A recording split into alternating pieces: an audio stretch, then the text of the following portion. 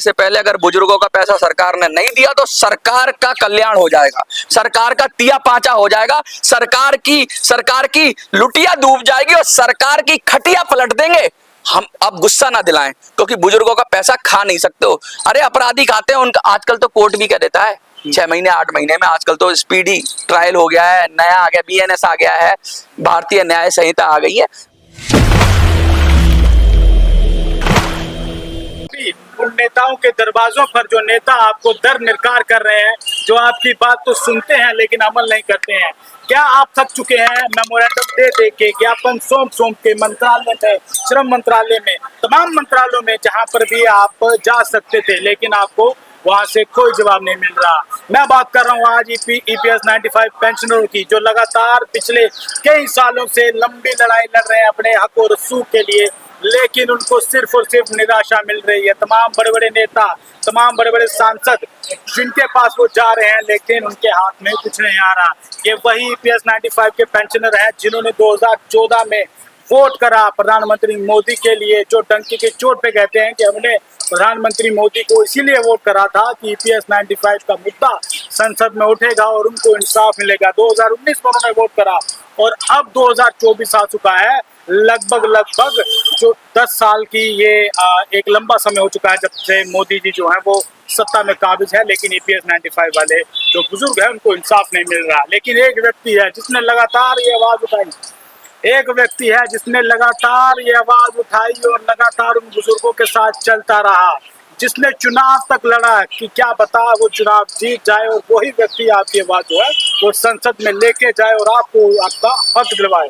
मैं किसी और व्यक्ति की बात नहीं कर रहा हूँ, मैं बात कर रहा हूँ मनोज स्वराज जी की, जो लगातार आपकी बात उठाते रहे और आज भी मैं उन्हीं से बातचीत करूंगा। और आपका क्या मुद्दा है, जो लेटेस्ट मुद्दा है, क्या रिपोर्ट है, क्या मंत्रालय की तरफ से जवाब आ रहा है, क्योंकि उन्होंने बात करी थी, 11 लाख की चेतावनी भी दी थी और कई जो त्याग पत्र थे वो भी उन्होंने कहा था भरने के लिए। और इसी मुद्दे पर मैं आज बातचीत करूंगा। मेरे साथ आज फिर से एक बार मनोज स्वराज जी मौजूद है। मनोज साहब, मैं तहे दिल से आपका स्वागत करता हूँ और शुक्रिया अदा करना चाहता हूँ, और ये तमाम लोग भी जो आपको देख रहे होंगे, आपके चाहने वाले होंगे, जो आपसे उम्मीदें लगाए बैठे होंगे, आपका भी शुक्रिया अदा करेंगे। कम से कम आप उनकी डेली रोजमर्रा के स्तर पर आप उनकी आवाज उठा रहे हो, बिना किसी डर के, बिना किसी हिचक के।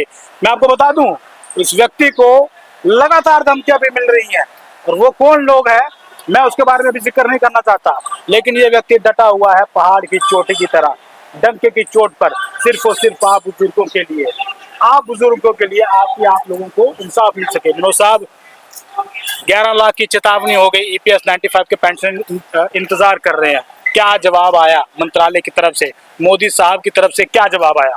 थोड़ा विस्तृत रूप से बताऊंगा मैं। सबसे पहले हमने जब 11 लाख की चेतावनी शुरू की तो हमारा ये मोटिव था कि इसको हम डिसेंट्रलाइज करें, जो जिस तरह से संगठन काम करते हैं उस तरह से ना करके हर व्यक्ति को सरकार के खिलाफ खड़ा कर दें। और उसमें हम काफी हद तक सफल भी रहे, क्योंकि हमने 30 जून को धरना किया। 30 जून को धरने के बाद हमने जब ये एप्लीकेशन लगाई, ये पूछा सरकार से कि भाई इतनी आप कम क्यों दे रहे हो पेंशन, तो सरकार का जवाब आया कि हमने 1000 कर दी है। बस वही सरकार फंस गई। अब सरकार के अधिकारी भी फंस गए। अब सरकार के अधिकारी फंस गए तो अब हमें उससे आगे बढ़ना था। अब मैं उससे आगे बढ़ने की बात क्या बताऊं कि हमने फिर तुरंत ही उस पर विचारा, हमारी टीम ने डिस्कस किया और हमने कहा अब तो सरकार ने ये जवाब दे दिया, ऑफिशियल जवाब है, अब सरकार की गर्दन पकड़ लो। गर्दन पकड़ने का मतलब सरकार को दबोच लो, अब कोई रियायत नहीं करनी है। क्योंकि अगर कोई अपराधी होता है, कोई बेईमान होता है, कोई चोर होता है, तो कानून उसका शिकंजा पकड़ लेता है कस के। तो अब जनता का कानून ये है कि जनता के साथ जो चीटिंग करे उसको पकड़ लो और उसको कस के पूछो। कस के पूछो मतलब ताकत से पूछो। ताकत से पूछने का मतलब ही था 11 लाख की चेतावनी। थोड़ा ये है कि अभी लाख में भी नहीं पहुंच पाई हमारी चेतावनी। जो मुझे अभी तक सूचना है कि भाई अभी 1 लाख शिकायत पत्र नहीं पहुंचे हैं हमारे मोदी जी के पास, लेकिन लगातार जा रहे हैं शिकायत पत्र, और सेशन शुरू होने में 2 या 3 दिन है। तो मैं तो इन लोगों से यही उम्मीद करता हूँ कि 1 लाख के करीब आप शिकायत पत्र दे दो। दूसरा, लेकिन बुजुर्ग लगातार ये कह रहे हैं 7500 प्लस दिए, वो कब मिलेगा उनको? मैं बताता हूँ आपको, आपने बहुत जबरदस्त बात कही, 75 प्लस दिए। यहाँ तो बुजुर्गों का जो मिल रहा है वही खा लिया। सबसे पहले तो हम, अब जैसे आप बीमार हैं, तो मैं आपके से कहूँगा आप पहलवानी करो, तो पहलवानी करने से पहले मैं कहूँगा आप स्वस्थ हो जाओ। तो स्वस्थ होने का मतलब ये है कि सरकार पहले मुझे बुजुर्गों को स्वस्थ करना है। अब स्वस्थ कैसे करना है?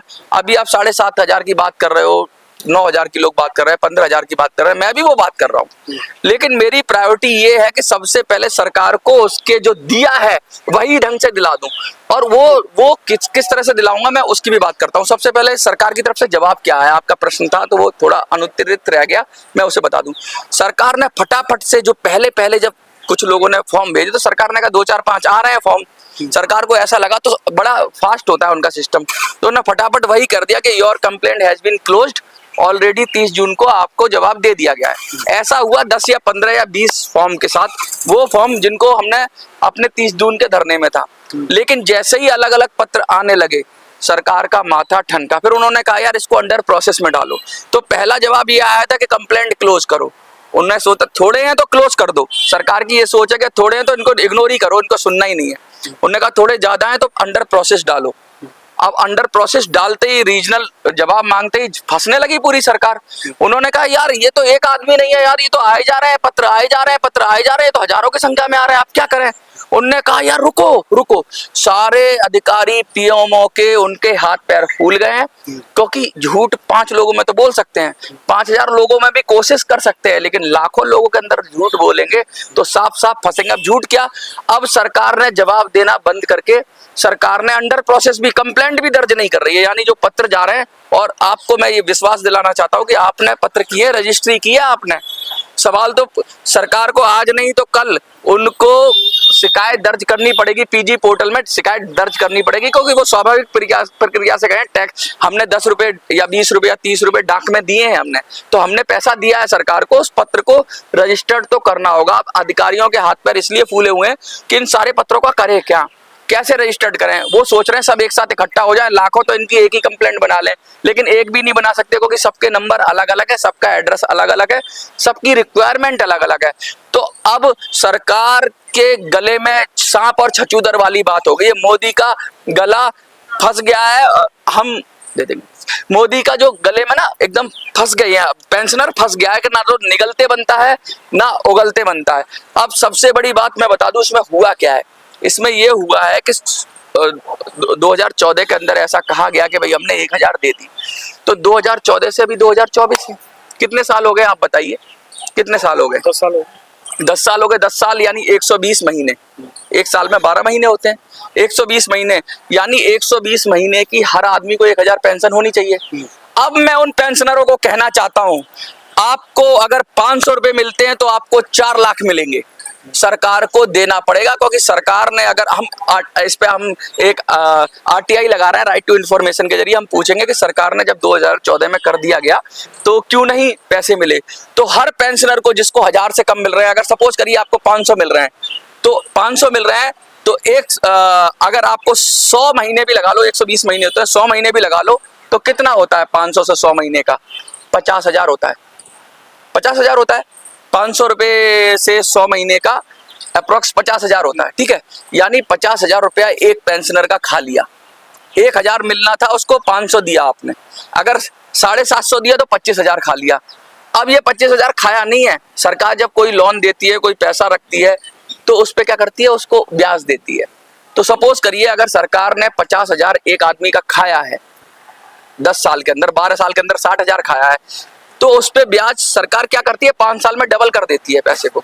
तो ऑलरेडी वो 1 लाख हो चुका, और 10 साल में 1 लाख का कितना होगा, डबल 2 लाख, यानी 2 लाख रुपया हमारा मुआवजा बनता है। 1,000 जो पेंशनर है, 1,000 पेंशनर मिलती थी, इसको 500 मिल रही है, 500 के आसपास मिल रही है, उसको 2 लाख रुपया मुआवजा बनता है। थोड़ा कम उनका बन जाएगा, जिनको 750 मिलती है उनको भी 1 लाख मिल जाएगा। मेरा ये मानना है कि हर पेंशनर का 50,000 रुपया बकाया है सरकार पे, कुछ ना बढ़ाए सरकार, लेकिन जिसको 1,000 से कम मिल रही है उसको 50,000 रुपया सरकार से हम ले लेंगे, और कहते हैं हम उसको डंके की चोट पे लेंगे, क्योंकि वो हमारा ही पैसा है। तुमने अगर 2014 में ये कर दिया है, 2014 के अंदर अगर तुमने ये प्रस्ताव पारित कर दिया कि हमने 1,000 दे दिया और 1,000 हमारे पास नहीं पहुंचा, तो वो पैसा रुका हुआ किसके पास है? वो पैसा रुका हुआ सरकार के पास। यानी सरकार के पास हमारा रुका हुआ पैसा ब्याज के समेत हर पेंशनर का कम से कम 1 लाख रुपया है, जिनका 1000 है। तो अब हम सीधा सरकार से आगे 11 लाख की चेतावनी के बाद सीधा 1-1 लाख रुपया मांगेंगे। उन पेंशनरों को कंपनसेट करो और उसके अंदर पेनल्टी भी लगाओ, ब्याज भी दो, पेनल्टी भी लगाओ। अभी तुम कार खरीदने जाओ, क्रेडिट कार्ड लो, सब जगह पेनल्टी लगा देती है गवर्नमेंट, सरकारी बैंक भी पेनल्टी लगा देती है, तो सरकार पर भी पेनल्टी लगे और हर पेंशनर को 1-1 लाख रुपए का मिनिमम कंपनसेट किया जाए। यानी हर 1000 वाले को हम लड़ाई लड़ेंगे 1 लाख दिलाने की। पहली लड़ाई तो सच की लड़ाई, यानी इसमें हम ये नहीं कह रहे कि 7500 दे दो, 8000 दे दो, 1 लाख दे दो। हम इस लड़ाई में ये कह रहे हैं कि सबसे पहले तो हमारा जो पैसा है, जो हमारा पैसा सरकार के ईपीएफओ के अकाउंट में है, जो तुमने ही 1000 करके और तुमने ही स्वीकार किया कि हमने 1000 कर दी है मिनिमम पेंशन, तो इसका मतलब ये तो सही है। या तो तुम झूठ बोल रहे हो, या तो तुम झूठ बोल रहे हो, और झूठ सरकार कभी बोलती नहीं है, कागज में जो बोलती है उससे बाउंड होती है। तो सरकार से अब 1-1 लाख रुपया वसूलेंगे और ऐसे 40 लाख लोग हैं, वो इकट्ठा लमसम में पैसा लेंगे और जल्दी ही लेंगे। हम कोर्ट में भी जाएंगे, हमें जहां जाना पड़ेगा जाएंगे। अगर इज्जत से सरकार देगी तो इज्जत से देंगे। हाँ, मैं यहाँ पे आपको रोकना चाहूंगा, यहाँ पर सरकार 1000 नहीं दे रही और आप लाखों की बात कर रहे हैं। देखिए सरकार मैं बता रहा हूँ गजब क्या कर रहा हूँ। आप बात सुनिए, देखिए ये तो लिखित में पैसा है, एक होती है हमारी डिमांड और एक होती है हमारी रिक्वायरमेंट। सरकार का प्रॉमिस्ड पैसा है ये। सरकार ने अभी 2024 में हमें रिमार्क करके पीएमओ ने ये जवाब दिया है कि 2024 हम पैसा दे रहे हैं तो सरकार के पास है, सरकार ने रिलीज कर दिया होगा, लेकिन वो पैसा सरकार के पास है। तो मोटी मोटी बात ये है कि ये पैसा हम कोई डिमांड नहीं है, ये कोई मांग नहीं है, ये सरकार के लिए एडिशनल बजट की जरूरत नहीं है, ये ऑलरेडी हमारा पैसा फंसा हुआ है सरकार के पास। लाखों रुपया हर पेंशनर का जो सरकार के पास फंसा हुआ है, सरकार के वादे के अनुसार ही वो हम मांगेंगे, और वो लाखों पेंशनर है और लाखों में वो पैसा है। मैं अरुण भाई, मैं आपसे ये कहना चाहता हूँ कि मांग में और अधिकार में फर्क होता है। मांग तो हम सरकार से कोई डिमांड करें तो सरकार कहेगी हम आपका प्रस्ताव भेजेंगे वित्त मंत्रालय को, वित्त मंत्रालय से पैसा हम सैंक्शन कराएंगे। कोई सैंक्शन नहीं कराना है, आपने कह दिया ना, आपने मुझे कहा 1000 दे दिए और मुझे मेरी जेब में 500 आए तो मेरी उधारी हो गई ना 500। तो हर पेंशनर की उधारी है सरकार के पास लाखों रुपया, फटाफट चुकाओ और उस पर ब्याज चलता रहेगा, उस पर ब्याज रुकेगा नहीं। सरकार जितना लेट करेगी उतना पेनल्टी लगे सरकार पे, और ये सरकार दे इज्जत से, मान सम्मान से। जवाब तो दे नहीं रही सरकार, डर गई कि जवाब देंगे तो फंस जाएंगे। जवाब देते ही सरकार हमारा अगली प्रक्रिया शुरू हो जाएगी और पैसा देगी सरकार। सरकार नहीं देगी तो सरकार का टैटू दबा के, कोई कानून व्यवस्था भी तो है, कोई कानून व्यवस्था है ना देश के अंदर, कोई न्याय तो है। अगर आपका चेक बाउंस हो जाए, आप पैसा मार लो किसी का, या आपका कोई पैसा मार ले, तो कोर्ट का दरवाजा खटखटाओगे? रिकवरी करेंगे सरकार से, रिकवरी करेंगे उस हर पेंशनर की जिसको कह दिया गया कि 1000 रुपए हम दे रहे हैं। भाई 1000 रुपया दे रहे हो, 1000 मुझे नहीं मिला है, बैंक स्टेटमेंट देख लो, मेरा डिक्लेरेशन ले लो, मेरी वो ले लो, और मेरे 10 साल का पूरा पैसा, 10 साल का पूरा पैसा, जब से 2014 या अभी हम देखेंगे कब से सरकार ने कागजों में किया है, कह तो रहे हैं 24 तक कह रहे हैं कि किया है, तो कागजों में जब से किया होगा तब से उतने महीने का पैसा हमारा दो, और ब्याज के साथ दो, पेनल्टी के साथ दो, एक मुश्त में दो। और फिर हम बात करेंगे, अगली बात पे आएंगे कि भाई पेंशन कितनी चाहिए। सरकार खजाना देखे, उसका एवोल्यूएट करे ईपीएफओ का, और 7500 भी कम है, 9000 करे, 10000 करे। लेकिन हाँ, उन सब की बात सबसे पहले तो सरकार को से अपना रुका हुआ पैसा लेंगे, और उसके बाद ये पेंशन में बढ़ोतरी कराएंगे जो बहुत साल से पेंडिंग है। ये मेरी बात है। अब और क्या कहना चाहेंगे? मैं ये सवाल आपसे पहले भी पूछना चाह रहा था, आप तो कह रहे हैं कि लेंगे। ऐसे कई संगठन बने जो सरकार पर दबाव डाल रही थी लगातार पिछले कई सालों से, लेकिन वो फ्लॉप हो रहे हैं, लगातार फ्लॉप हो रहे हैं। अब आपने ये मुहिम उठाई है, आप तो डंके की चोट पे कह रहे हैं कि आप तो हजारों में बात नहीं, आप तो लाखों में बात कर रहे हैं कि हम लाखों में उनका पैसा दिलवाएंगे, लेकिन कैसे दिलवाएंगे, क्या प्लान है, क्या मुख्य धारा है उसकी जिस पर सरकार अमल करने को राजी हो? देखिए सरकारें ऐसी नहीं झुकती, सरकारें ऐसी नहीं झुकती और सरकारें ऐसे नहीं मानती। आप ऐसा क्या नया करने वाले हैं जो बुजुर्गों को आप इंसाफ दिला पाएंगे? जब आपका पैसा कोई मार लेता है तो आप क्या करते हो? जैसे फॉर एग्जाम्पल किसी ने आपका पैसा मार लिया, सपोज करो मैंने आपका पैसा मार लिया, एक आम व्यक्ति होगा, एक लाचार व्यक्ति होगा, वो या तो पुलिस का दरवाजा खटवाएगा या तो कानून के पास जाएगा। इससे ज्यादा वो क्या कर सकता है? अब सुनिए, अब सुनिए, इससे ज्यादा क्या कर सकता है? अब सुनिए, अब सुनिए, अब हम क्या करेंगे? हमने 11 लाख की चेतावनी दी है, हम उस उम्मीद में है कि सरकार जवाब दे। अगर आपके पास सरकार, अब सरकार ये नहीं कहेगी कि हमने 1000 दे दिया, अगर सरकार 1000 कहेगी तो वो हमारे लिए सबूत है कि तुमने दे दिया और हमें नहीं मिला, तो तुम्हारे ही सिस्टम में अटका हुआ उस अटके हुए को दे दो। तो हमें वो सबूत बनाना है। सबसे पहले मैं सबसे हाथ जोड़कर इल्तिजा करता हूँ, विनती करता हूँ, रिक्वेस्ट करता हूँ, आपसे प्रार्थना करता हूँ कि आपके पास, सरकार के पास से कोई एसएमएस आए कि your complaint has been registered, तो उसको एसएमएस को संभाल के रखिए। उस एसएमएस के अंदर एक नंबर होगा पीजी पोर्टल पे आपकी शिकायत का, और अगर आपको अंडर प्रोसेस है तो वो अंडर प्रोसेस रहने दीजिए। अगर नहीं हो रहा है तो सरकार से हम आगे पूछेंगे कि भाई उसका जवाब जो है वो भी निकाल लीजिए। तो सबसे पहले सब लोगों को जवाब तैयार रखना, उन सब जवाबों को हम इकट्ठा करेंगे, ठीक है। हम एक आरटीआई लगाएंगे, सरकार में, सरकार के डिपार्टमेंट में लगाएंगे। मैं आपको पूरी योजना बता रहा हूँ, और सरकार से पूछेंगे कि भाई आपने अगर दिया है इतना, तो कितना पैसा अभी हमारा पेंशनर का बकाया है, ठीक है। सरकार जो भी जवाब देगी कि 1000 पूरा नहीं पहुंच रहा है, आपने दिया है, हमारे पास नहीं पहुंच रहा है, हम आरटीआई के माध्यम से पूछेंगे। फिर जो पूछेंगे उसका हम कैलकुलेशन करेंगे, कैलकुलेशन पे फिर हम क्लेम करेंगे। क्लेम का मतलब होता है कोर्ट में जाके हम क्लेम डालेंगे, हम रिकवरी के लिए क्लेम डालेंगे और सरकार से रिकवरी मांगेंगे कि सरकार हमको कंपनसेट ना करे, हमारे पैसा हमको दे, ब्याज के साथ दे, और जो ब्याज के साथ साथ और क्या होता है, पेनल्टी, और सुप्रीम कोर्ट उस पर पेनल्टी लगाए। और 20-22% का ब्याज चाहिए हमें 8% का नहीं चाहिए, 9% का नहीं चाहिए, और चक्रवृद्धि ब्याज, कंपाउंड इंटरेस्ट के साथ। सारी बातें एक तरफ, क्या 2024 खत्म होने से पहले बुजुर्गों का उनका सम्मान मिल पाएगा, उनका पैसा उनको मिल पाएगा? 2024 खत्म होने से पहले अगर बुजुर्गों का पैसा सरकार ने नहीं दिया तो सरकार का कल्याण हो जाएगा, सरकार का तिया पांचा हो जाएगा, सरकार की लुटिया डूब जाएगी और सरकार की खटिया पलट देंगे।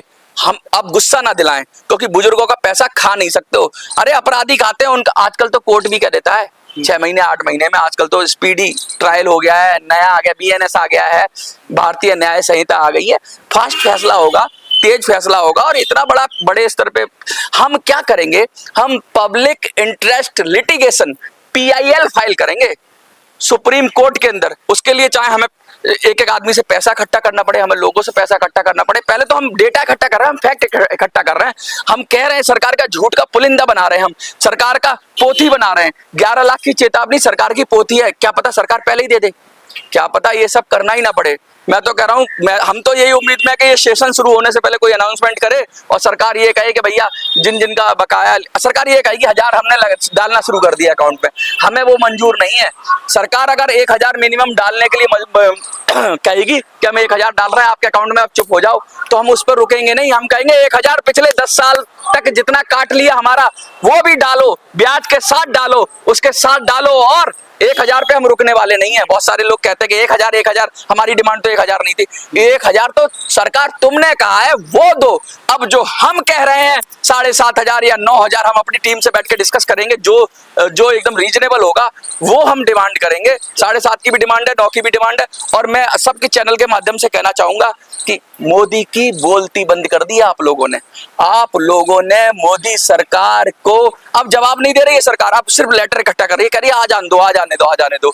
ये लेटर है ना, ये तीर की तरह सरकार के अंदर घुस जाएंगे, सरकार के अंदर से आह निकलेगी। सरकार कहेगी करे तो करे क्या, जाए तो जाए क्या, क्योंकि अब कोई संगठन होता तो मैनेज कर लेते, कोई अकेला आदमी होता तो मैनेज कर लेते, खिला पिला के उसे पद दे देते, राज्यसभा की सीट दे देते, लोकसभा की सीट दे देते, किसी का चेयरमैन बना देते। अब इन 11 लाख को कहां बनाओगे, किसको चेयरमैन बनाओगे, किस बुजुर्ग आदमी को क्या दोगे? अरे भैया हमें ना चेयरमैनशिप चाहिए, ना हमें मंत्री पद चाहिए, ना हमें MP MLA चाहिए, हमें तो हमारा बकाया पैसा चाहिए। दे दो सरकार, दे दो मोदी सरकार। अगर दे दोगे तो तुम्हारा हो जाएगा कल्याण, नहीं देगा तो हो जाएगा तुम्हारा सत्यानाश, सत्यानाश, सत्यानाश। बहुत बहुत शुक्रिया हमसे बातचीत करने के लिए। वीडियो अगर पसंद आई हो आपको तो ज्यादा से ज्यादा वीडियो को शेयर कीजिएगा और अपनी राय कमेंट बॉक्स में रखना मत भूलिएगा, क्योंकि आपका कमेंट हमारे लिए बहुत ही ज्यादा इम्पोर्टेंट है, क्योंकि यही हमें ताकत देता है आपके लिए काम करने की। देखते रहिए आप मिनी संसद द पब्लिक बॉक्स। जय हिंद।